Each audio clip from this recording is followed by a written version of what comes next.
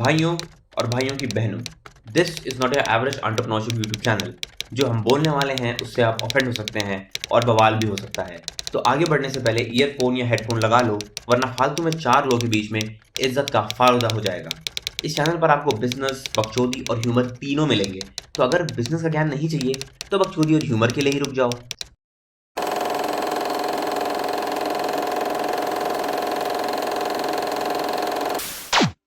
तो आज के टॉपिक को शुरू करते हैं, जिसमें हम कंटिन्यू करेंगे about the 20 reasons why you need a developed country. So let's begin. Now the sixth point is over importance of religion. Okay, शांत हो जाइए। हमें पता है कि ये इस सीरीज का सबसे कंट्रोवर्शियल पॉइंट है, लेकिन ये वो सच्चाई है जिसे जानते तो सब हैं, लेकिन मानता कोई नहीं। अगर आप एक्चुअली में अपनी नजर घुमाकर देखें तो आपको यही दिखेगा कि जितने भी डेवलप्ड कंट्रीज हैं वो ज्यादा रिलीजन में नहीं घुसते। हाँ, उनके यहाँ पर भी रिलीजन होता है, लेकिन वो ज्यादातर साइंस और टेक्नोलॉजी पर फोकस करते हैं, ना कि रिलीजन पर। वेयरएज जितने भी डेवलपिंग कंट्रीज हैं वहां पर रिलीजन एक बहुत ही बड़ा मुद्दा होता है और अक्सर वहां की पूरी राजनीति इसी पर टिकी होती है। लेकिन आप सोच रहे होंगे कि रिलीजियस होना कौन सी बुरी बात है और इसमें ऐसा क्या गलत है।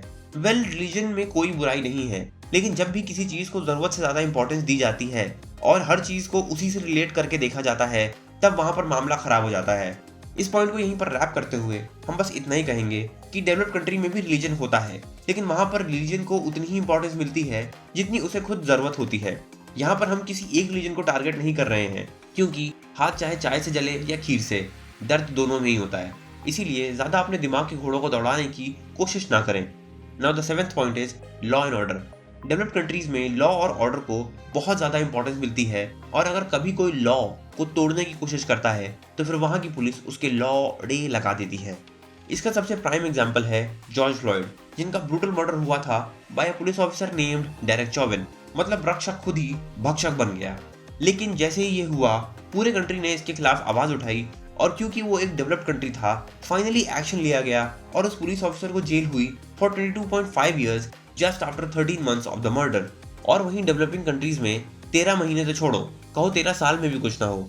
यही नहीं, इवन डोनाल्ड ट्रंप जो उस टाइम पर प्रेसिडेंट थे, उनके भी सोशल मीडिया अकाउंट्स को तुरंत बैन कर दिया गया, बिकॉज उन्होंने दंगों को बढ़ावा दिया था जब कैपिटल बिल्डिंग पर भसड़ मची थी। और अगर हम यूरोप की बात करें तो वहां पर तो अलग ही लेवल पर काम होता है। नॉर्वे की पीएम को वहां की पुलिस ने तब फाइन किया ऑफ रुपीज 1.75 लाख जब उन्होंने अपने 60th बर्थडे की पार्टी में 13 लोगों को बुला लिया, जबकि अलाउड थे सिर्फ 10। कैन यू जस्ट इमेजिन कि एक कंट्री की पुलिस वहां की पीएम को फाइन करे, वो भी सिर्फ इसलिए कि उन्होंने 3 एक्स्ट्रा गेस्ट को बुला लिया during Covid times.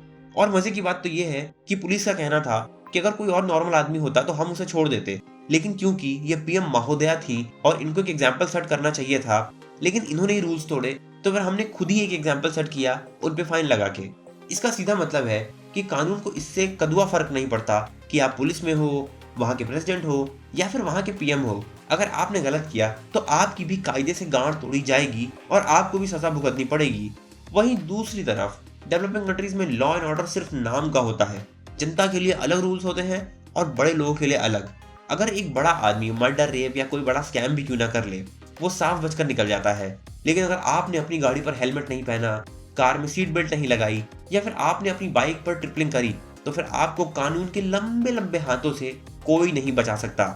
Now the 8th point is military coup. अब आप सोच रहे होंगे कि ये किस चिड़िया का नाम है, तो हम आपको बता दें कि जब एक कंट्री की मिलिट्री वहां की गवर्नमेंट का तख्ता पलट करके वहां पर जबरदस्ती कब्जा कर लेती है, तो उसको एक मिलिट्री कू कहते हैं। अकेले 2021 में ही 3 मिलिट्री कूज हुए थे। सबसे पहला कू हुआ था इन म्यांमार, दूसरा हुआ था माली में और तीसरा हुआ था सूडान में। अब ये कोई कोइंसिडेंस तो नहीं होगा कि ये तीनों ही कंट्रीज डेवलपिंग थे। तीनों कंट्रीज में वहां के पीएम या प्रेसिडेंट को बंदी बना लिया गया था और वहां की आर्मी ने खुद को वहां का रूलर डिक्लेयर कर दिया था। अब जब भी ऐसे हालात किसी देश में आते हैं तो वहां की इकोनॉमी हिल जाती है, क्योंकि दुनिया भर के देश उस इकोनॉमी पर बड़े बड़े इकोनॉमिक सैंक्शंस लगा देते हैं, जिससे वहां की इंपोर्ट एक्सपोर्ट्स रुक जाते हैं, बिजनेसेस बंद हो जाते हैं, मैसिव अनएम्प्लॉयमेंट आ जाता है और टैक्स कलेक्शंस में भारी गिरावट आती है, और इससे जनता में डर और आक्रोश का माहौल हो जाता है। और अगर हम तख्ता पलट की बात करें तो ये जरूरी नहीं कि वहाँ की आर्मी ही ऐसे कांड करे। अगर आप अफगानिस्तान की तरफ देखें तो वहाँ पर आर्मी ने नहीं बल्कि तालिबान ने कब्जा कर लिया है। और इससे ये भी साबित होता है कि जब एक प्रेसिडेंट या प्राइम मिनिस्टर की गांड मारी जा सकती है तो अगर आप उसी देश के एक आम नागरिक हो तो आपकी क्या ही औकात है और आपकी गांड पे डंडा पेलने में किसी को क्या ही दिक्कत होगी। On the other hand, military coup जैसी चीजें एक डेवलप्ड कंट्री में इतनी रेयर होती हैं कि आपको कभी ये सुनने को नहीं मिलेगा कि यूएसए या कनाडा की आर्मी ने वहां की गवर्नमेंट पर हमला करके वहां की गवर्नमेंट को हटा दिया। Now the 9th point is war and conflict.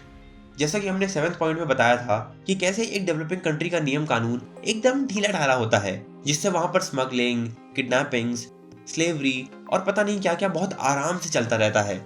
तो अगर आपको लगता है कि आप बच जाओगे जस्ट बिकॉज आपकी कंट्री में एक मिलिट्री कू नहीं हुआ तो ये आपकी गलतफहमी है, क्योंकि दुनिया में ना जाने कितने ही ऐसे देश हैं जहां पर बहुत लंबे समय से वॉर एंड कॉन्फ्लिक्ट देखने को मिला है ड्यू टू सम रीजन और अनदर।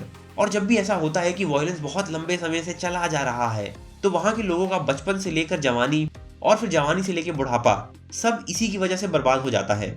और अगर आप ये सोच रहे हैं कि साला हम तो सेठ आदमी हैं और हमको इन सब चीजों से क्या ही फर्क पड़ेगा, तो हम आपको बता दें कि 2021 में हेटी जो एक छोटा सा कंट्री है, उनके प्रेसिडेंट को पहले बुरी तरीके से पीटा गया और फिर उन्हें 12 गोलियां मारी गई। अब यहाँ पर फिर वही बात आती है कि अगर एक प्रेसिडेंट या पीएम को 12 गोलियां मारकर असैसिनेट किया जा सकता है तो फिर आप किस खेत के बैगन हो। ऑल्दो ऐसी सेम प्रॉब्लम्स डेवलप्ड कंट्रीज में भी होती हैं, लेकिन क्योंकि वहाँ पर उनकी पुलिस, आर्मी और इंटेलिजेंस एजेंसीज इतनी चौकन्नी होती हैं कि वहाँ के हालात कभी इतने बिगड़ते ही नहीं। Now the 10th point is strong army. अगर अब चौकन्नी पुलिस और आर्मी की बात चली है तो ऐसा जरूरी नहीं कि बवाल हर बार देश के अंदर ही हो।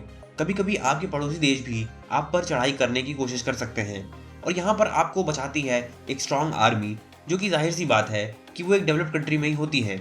अगर आप एक डेवलप्ड कंट्री में रहते हैं तब तो नो प्रॉब्लम, एज वहाँ की आर्मी बहुत स्ट्रॉन्ग और केपेबल होती है और वो किसी की भी गांड फाड़ सकती है। लेकिन अगर आप एक डेवलपिंग कंट्री में रहते हैं तो वहाँ की आर्मी बड़ी ही वीक होती है और वो अपने कंट्री को किसी भी फॉरेन इन्वेजन से नहीं बचा सकती और इस केस में आपका मरना तो तय है।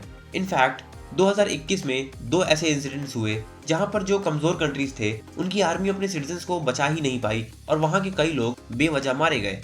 पहले केस में हम बात कर रहे हैं जब इजराइल और पैलेस्टीन में एक छोटा सा वॉर हुआ, तब इजराइल को ज्यादा नुकसान नहीं हुआ क्योंकि उनके पास एक तगड़ी आर्मी और एक आयरन डोम सिस्टम था, जिसकी वजह से इजराइल तो बच गया। लेकिन पैलेस्टीन को बहुत ज्यादा नुकसान झेलना पड़ा क्योंकि उनकी आर्मी इतनी स्ट्रांग नहीं थी और उनके पास आयरन डोम जैसा कोई सिस्टम भी नहीं था। अब जब भी ऐसा वॉर होता है तो नुकसान दोनों ही कंट्रीज को होता है, लेकिन अंत में वही जीतता है जिसके पास एक स्ट्रॉन्ग और वेल इक्विप्ड आर्मी होती है। नाउ 2021 का दूसरा इंसिडेंट हुआ था अफगानिस्तान में, जहां पर तालिबान ने एक हफ्ते के अंदर ही पूरे देश पर कब्जा कर लिया था।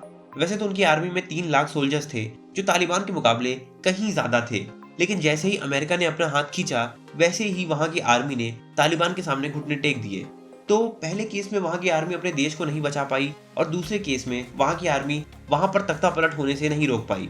और अगर आप इन दोनों ही केसेस को देखें तो एक कमजोर आर्मी की वजह से वहां के लाखों मासूम और बेगुनाह लोगों ने अपनी जानें गंवाई। एंड वंस अगेन ये दोनों ही डेवलपिंग कंट्रीज थे, तो ये कोई कोइंसिडेंस तो नहीं है। सो इट्स रियली बेटर कि आप एक डेवलप्ड कंट्री में रहो ताकि कोई प्रॉब्लम आने पर वहां की आर्मी आपकी जान बचा सके, क्योंकि डेवलपिंग कंट्रीज की आर्मी भले ही आपकी जान बचाए या ना बचाए लेकिन एक मिलिट्री कू करके आपको पेल जरूर देगी। नाउ इस वीडियो को छोटा रखने के लिए इसको यहीं पर एंड करते हैं और अगली कुछ वीडियोस में ऐसे और रीजंस के बारे में डिस्कस करेंगे about why you need a developed country. So stay tuned to the डिस्बिज। नाउ अगर तुमको ये वीडियो पसंद आई तो इस वीडियो में हमने जो ज्ञान पेला है उसको अपनी लाइफ में इम्प्लीमेंट करो और अपनी लाइफ को बेटर बनाओ। और अगर हमारे शब्दों से कोई ऑफेंड हुआ है तो हम बस इतना ही कहेंगे कि सच कड़वा है और जो ऑफेंड हुआ वो भड़वा है। इस वीडियो को लाइक, कमेंट या शेयर करने की कोई ज़रूरत नहीं है। चैनल पर आओ, वीडियो देखो, इन्फॉर्मेशन लो और पतली गली निकल लो। लेकिन अगर फिर भी तुमको ये वीडियो कुछ ज़्यादा ही अच्छी लगी हो तो दूसरों को इसके बारे में ज़रूर बताएं, और अगर अच्छी नहीं लगी तो गांड माराएं और भाड़ में जाएं। मिलते हैं अगली वीडियो में। धन्यवाद।